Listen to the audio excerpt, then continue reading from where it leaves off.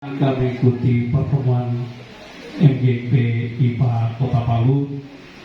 Dalam hal ini kita akan membicarakan tentang yang sekarang ini sedang pusing-pusing orang tentang IKN. Sebelumnya saya minta maaf karena kegiatan ini utamanya undangan sekali lagi yang pertama kita membicarakan tentang urgensi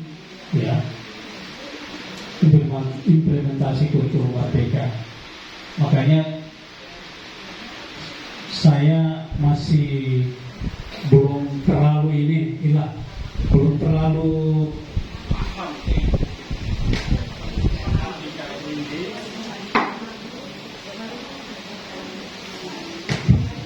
makanya itu fungsinya kita hadir pada pagi hari ini, kita saling sharing antara satu dengan yang lain, utamanya mungkin sekolah-sekolah yang sudah, terutama saya masih bingung, masih belum ini masuk di mana. Saya ada suatu proyek yang saya harus lakukan, tetapi saya carikan kira-kira apa yang masuk di situ. Ya, itu maka dari itu melalui kesempatan ini kita sharing. Baik, yang membuka kegiatan ini pada pagi hari ini adalah kami serahkan kepada pengawas mata pelajaran IPA Kota Palu. Dalam hari ini Pak Arbar untuk membuka kegiatan ini. Dengan hormat kami persilakan.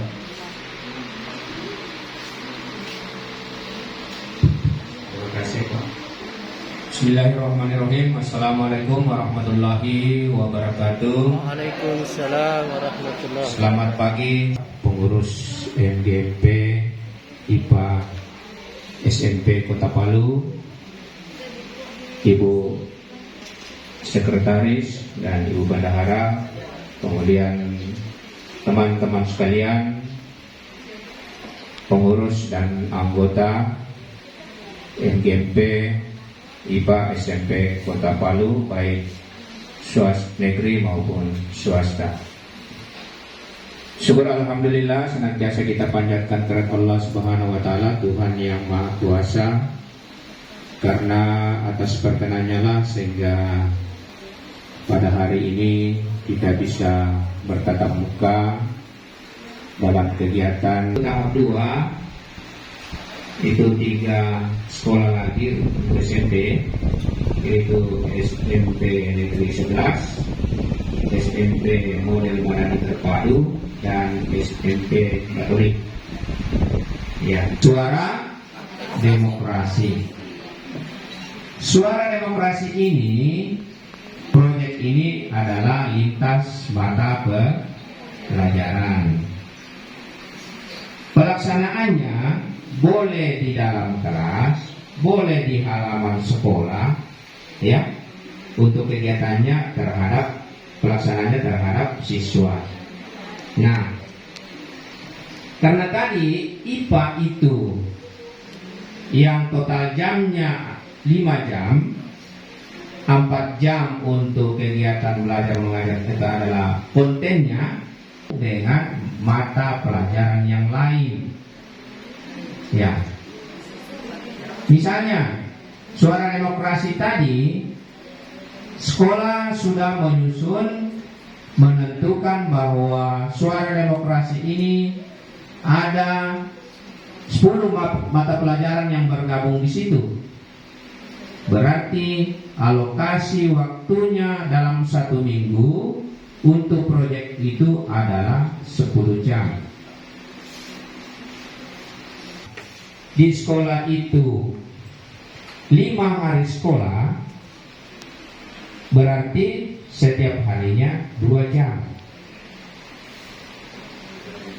2 jam itu semua mapel yang bergabung di situ ikut di situ membahas tentang proyek tersebut.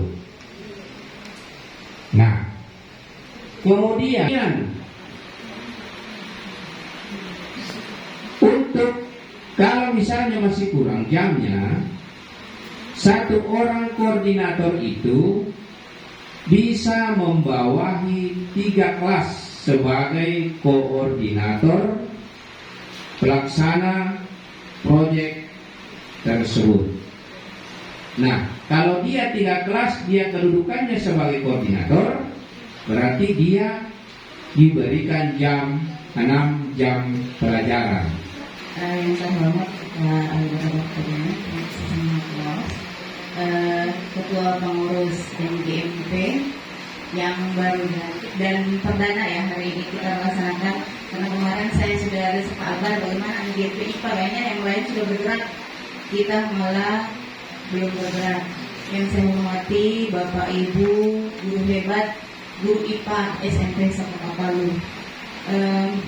Kenapa kami bergerak untuk harus kita laksanakan pertemuan untuk melakukan kegiatan MGMP ini?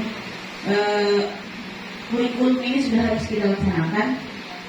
Kayaknya kurikulum ini agak kayak di istilah kayak itu dijojo-jojo kita. Belum selesai satu datang lagi aturan baru yang satu. Belum selesai satu sehingga kita harus siap. Siap tidak siap kita harus terima dalam kurikulum ini. Nah, sudah banyak dijelaskan oleh Pak Albarabak tadi mengenai beberapa kegiatan dalam IKM ini. Saya tidak perlu panjang lebar. Untuk proyeknya sudah jelas juga tadi, setiap proyek ada 1 jam di dalam. Misalnya kalau cuma 5 pelajaran, boleh 5 jam berarti. Jadi kalau bagusnya diharapkan bisa terlibat langsung, tapi sesuaikan juga dengan tema yang ada. Ya, kemudian untuk implementasinya ke kita guru IPA sendiri, tentu harus ada kita buat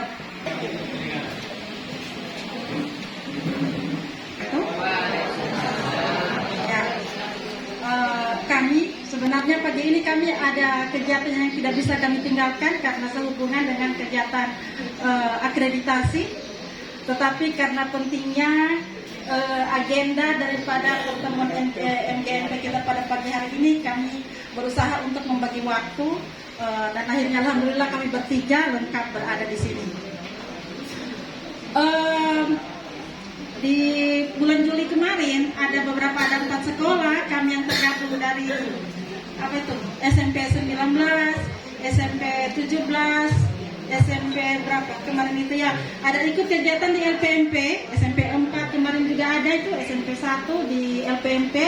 Kami mengikuti kegiatan Bimtek IKF, tetapi hanya dalam waktu 4 hari. Dan notabene kami itu adalah sekolah yang mencanangkan IKM secara mandiri.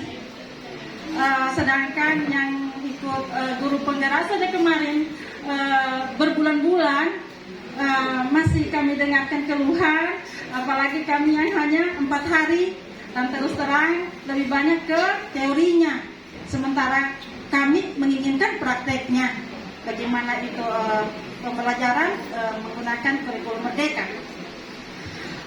Kebetulan 2 hari kemarin kami juga didatangi oleh pengawas, ada 3 orang pengawas SMP Negeri 17 Palu juga sempat mengupas tentang kegiatan kurikulum merdeka tadi.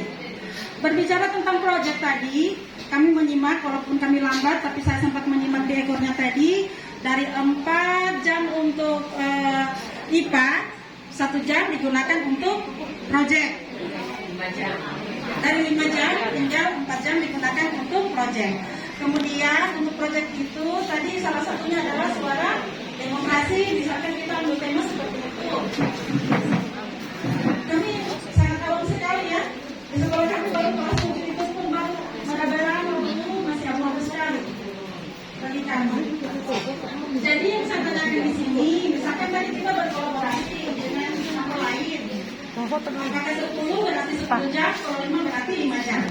Yang kami dengarkan penjelasan dari Ibu Sadarmi kemarin itu, kebetulan teman ada mengusung juga program semester, boleh kita laksanakan itu di akhir semester proyeknya, boleh juga dilaksanakan di pertengahan, tergantung kesepakatan dari kolaborasi dari berapa mata pelajaran tadi.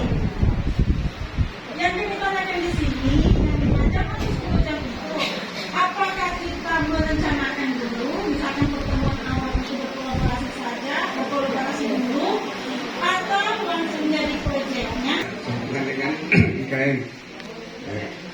Alhamdulillah kebetulan kemarin SMP 11 kan sudah tahun ini memulai sekolah penggerak, dan ada beberapa orang guru yang dihususkan mengajar di kelas 7 itu yang mengikuti yang ada zoom-zoomnya semua itu. Ya, kebetulan kalau yang IPA bukan saya, tapi Pak Separima. Tapi saya tanya tadi, hari ini dia kalau ada waktu akan kemarin kan masih ada. Dia lebih bukan juga saya, dia sepertinya sudah agak lebih tahu masalah PSP ini. Saya kembali tadi karena kebetulan juga saya ikut, tapi tidak ikut full waktu IKM ini karena masih sibuk dengan urusan keuangan, tapi dengan 3 proyek itu tidak boleh ada 2, tidak boleh double. Itu yang satunya. Apakah bisa apakah begitu? Tapi begitu memang penjelasannya kemarin. Tapi saya masih, kalau misalnya matematika seharusnya harus masuk di sana, misalnya penghijauan kemarin tidak masuk, tapi PJOK masuk di situ. Tapi kalau matematika kan misalnya kita pengukuran, bisa penghijauan. Itu sepertinya apakah tidak bisa double mata pelajaran yang kurang berat? Terima kasih. Kita di sini sharing saja ya. Tidak mutlak bahwa apa yang kami sampaikan di sini sudah itu yang kita mau. Maksudnya sudah ini informasi yang valid, tidak.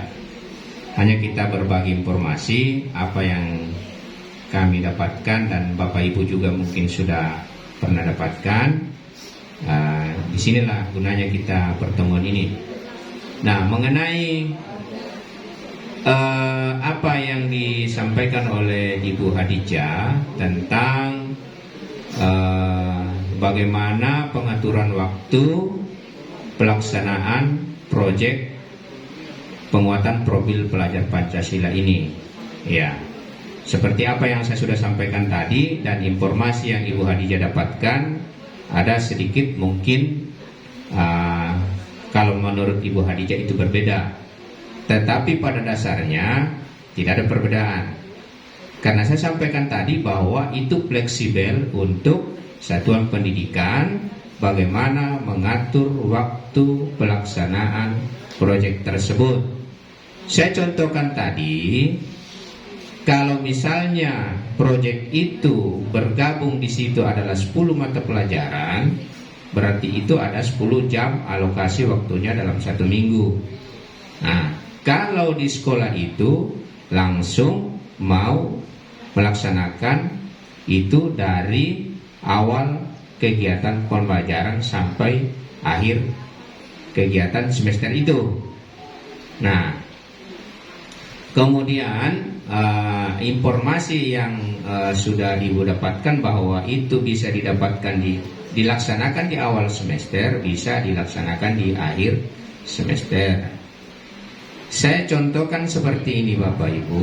Jadi misalnya di sekolah itu pada semester 1 dia mengambil satu proyek, ya kan?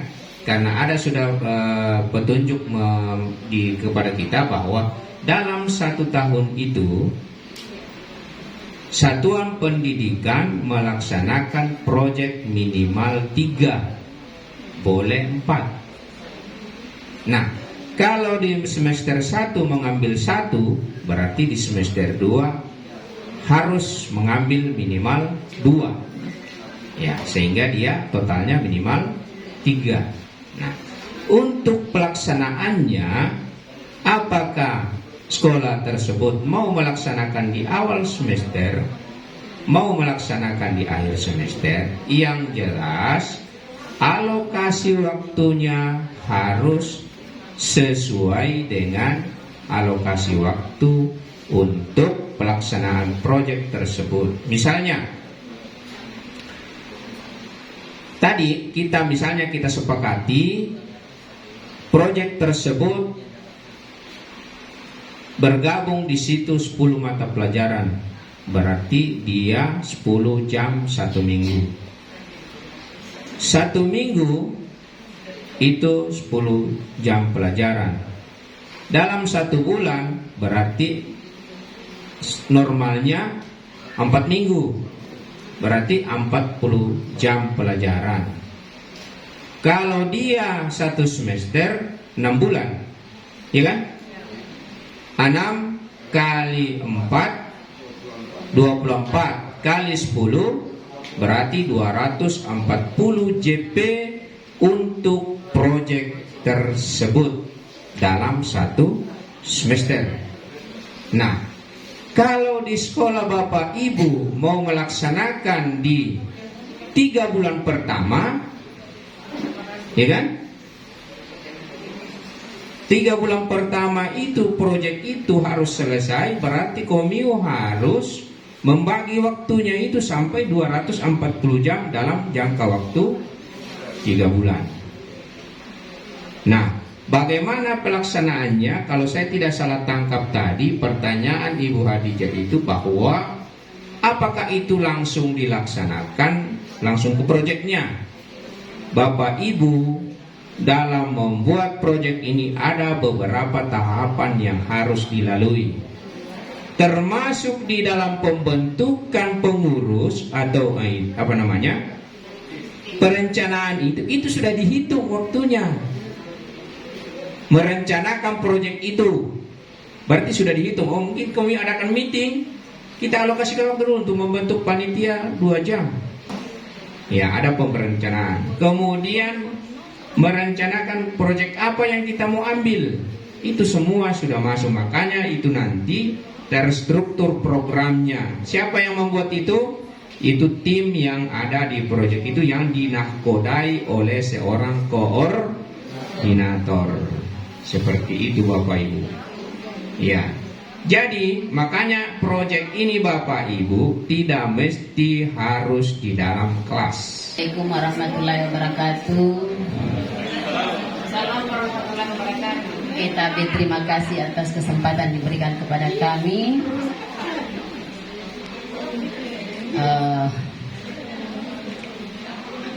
Mengenai sekolah penggerak, kami sudah, dimana prinsipnya adalah tergerak, bergerak, menggerakkan.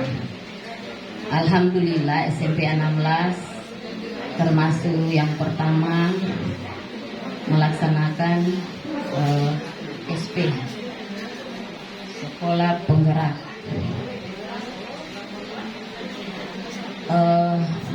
Dimana yang menjadi masalah, dan saya pikir sekalipun kami ini sekolah penggerak sudah mau 1 tahun, namun dalam hal ini masih banyak yang belum kami terlalu paham.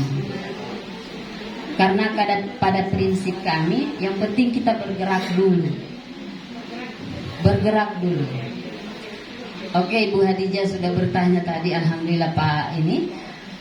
Kalau dan di sini ya, kita sebagai sekolah penggerak ini kuncinya itu adalah kita kolaborasi. Jadi tidak ada yang pintar, tidak ada yang bodoh. Itulah yang kita terapkan sehingga kita semua pasti bisa. Oke, mengenai proyek. Oke, alhamdulillah proyek yang kami buat di SMP 16 itu kelas 7 sudah kemarin. Itu proyek pertama yaitu kewirausahaan. Bangunlah jiwa, bangunlah raga. Jiwa ragaku. Kemudian yang ketiga kearifan lokal. Dibilang terlaksana, dibilang tidak terlaksana, tidak terlaksana.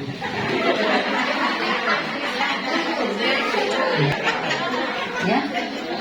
Kenapa? Karena kurangnya kolaborasi yang diharapkan oleh Menteri Pendidikan sehingga hal ini terjadi. Ya. Kami laksanakan. Pertama adalah kolaborasi. Dan perlu kita garis bawahi mengenai proyek dengan proyek itu 1 jam dari semua mapel itu 1 jam diangkat di sana di proyek untuk penguatan profil Pancasila. Kemudian kami sebagai IPA kita 4 jam. 4 jam itu di intern.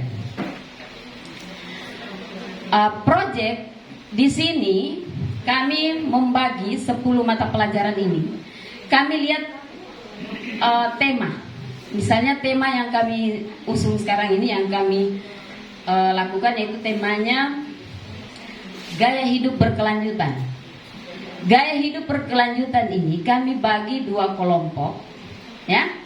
Kelompok A, gaya hidup berkelanjutan, dan kelompok kedua, saya kurang ingat yang kemarin itu apa yang untuk kelas 8 ini. Jadi gaya hidup berkelanjutan ini, jadi kita lihat mata pelajaran apa yang memang pas untuk digabungkan.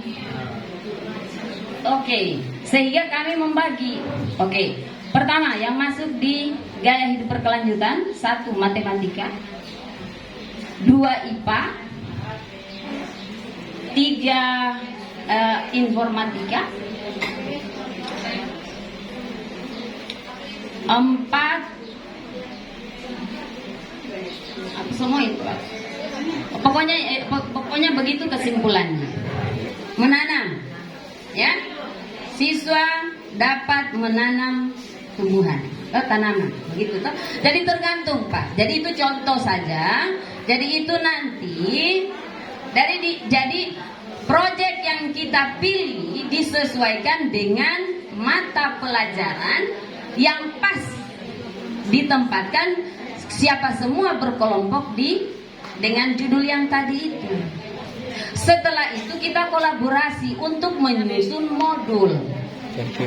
Dasar kita itu modul, sehingga siapa saja mengajar dari 5 ini silakan, tergantung dari kesepakatan. Jadi